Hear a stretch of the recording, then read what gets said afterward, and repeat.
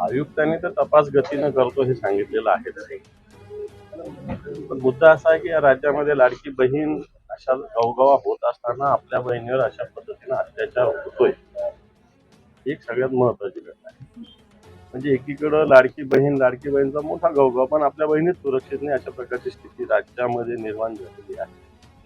असं असताना आम्ही संघटना म्हणून निश्चित पोलिसांच्या मागे तपास लवकर व्हावा, आरोपींना लवकर अटक करावी ही मागणी होईल. या प्रोसेस पोलीस कंप्लीटही करतील. परंतु आज राज्यामधील ज्या बहिणीत आपल्या महिला आहेत त्यांच्यामध्ये जी असुरक्षिततेची भावना आहे त्याचं काय?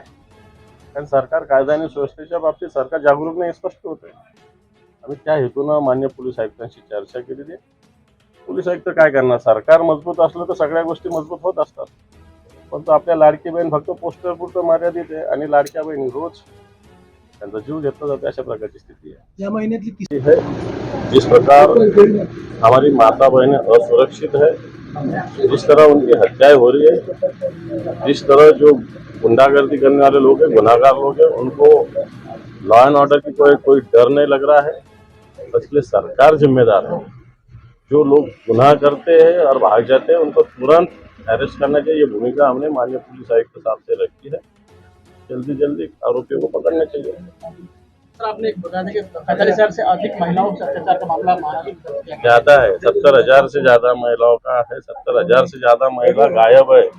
वो क्या कर रही है, किधर है, किसको पता नहीं है। और ये महाराष्ट्र में घट रहा है, जहाँ महाराष्ट्र में रोज लाड़की बहना नाम के रोज घोषणा होती है, लेकिन 70,000 लाडली बहनें गायब है इस महाराष्ट्र से।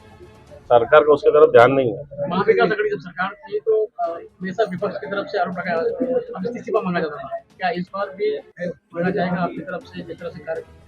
देखो ये लोग 2 महीने के, इनको क्या इस्तीफा मांगना, इनको जनता ही भगाने वाले 2 महीने बाद, इसलिए आम्ही इस्तीफा नाही मागत। एका तरुणीवर वार केलेला आहे रॉडने। मला हेच सांगायचं आहे ना, मी हेच सांगितलेलं आहे, रिपिटेशन करत नाही, परंतु हे फक्त नवी मुंबईत नाही, महाराष्ट्रात अशी स्थिती आहे।